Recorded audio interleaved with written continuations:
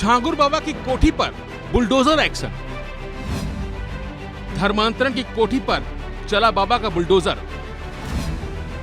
3 दिनों की कार्रवाई में मलबा बनी करोड़ों की कोठी। जी हां, बलरामपुर जिला प्रशासन ने यूपी एसटीएफ द्वारा पकड़े गए धर्मांतरण रैकेट के मास्टरमाइंड जमालुद्दीन उर्फ छांगुर बाबा की कथित कोठी के अवैध अतिक्रमण को आखिरकार जमींदोज कर दिया है। इस दौरान सरकारी जमीन पर लगभग 80% अवैध निर्माण को हटा दिया गया है। अधिकारियों के मुताबिक लगभग 1 एकड़ क्षेत्र में अतिक्रमण हटाने के लिए 8 बुलडोजर लगाए गए थे।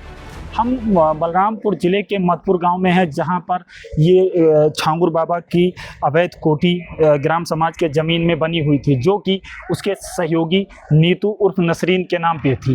लगातार प्रशासन के द्वारा आज तीसरे दिन का काम पूरा किया गया है और अवैध कब्जे को हटाया जा चुका है। आप मेरे पीछे देख रहे हैं कि ये वही आलीशान कोठी थी जिसमें छांगुर बाबा के द्वारा अवैध धर्मांतरण कराया जाता था। लोग का कहना ये है कि ये ज़मीन थी, इसमें कुछ बंजर भूमि जो सरकारी भूमि कही जाती है वो थी, जिसके कारण प्रशासन उसके ऊपर लगातार शिकंजा कसता जा रहा है। आप मेरे पीछे एक मकान और देख सकते हैं कि जो छांगुर बाबा ने बनवाया था, जिसमें उसका आशियाना था और उसका उसी में बेडरूम था और बाबा अपने जो उसके साथी हैं उनके साथ वहीं पर निवास करता था। अब लगातार छांगुर बाबा के करीबियों पर भी एटीएस ने कार्रवाई करना शुरू कर दिया है।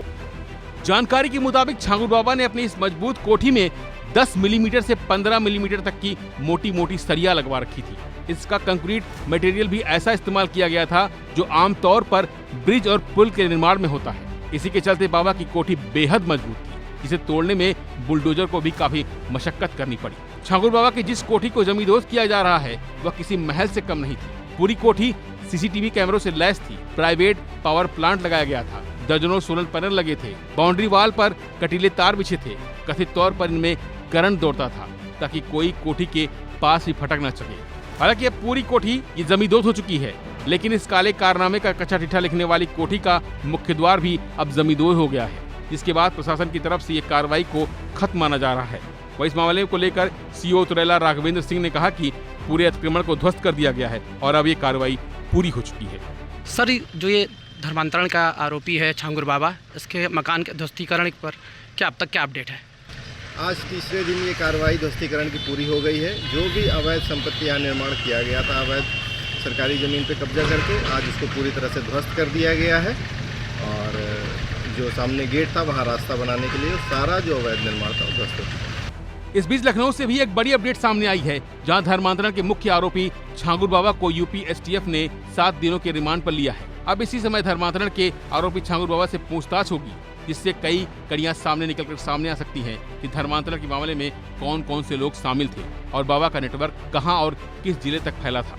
एटीएस ने छांगुर बाबा को 7 दिनों के रिमांड पर लिया है और अब छांगुर बाबा से कड़ी पूछताछ में यह भी सामने आ सकता है कि उनके साथ धर्मांतरण के कार्यों में कौन कौन से लोग शामिल थे और किन किन देशों से उसको फंडिंग हो रही थी, जिसके सहारे वो धर्मांतरण का कार्य कराया करता था। आपको बता दें कि अब लगातार प्रशासन छांगुर बाबा के ऊपर कार्रवाई कर रहा है। Neeraj Shukla, Balrampur, one India. फिलहाल के लिए बस इतना ही। बाकी अपडेट बने रहिए वन इंडिया हिंदी के साथ। Subscribe to One India and never miss an update. Download the One India app now.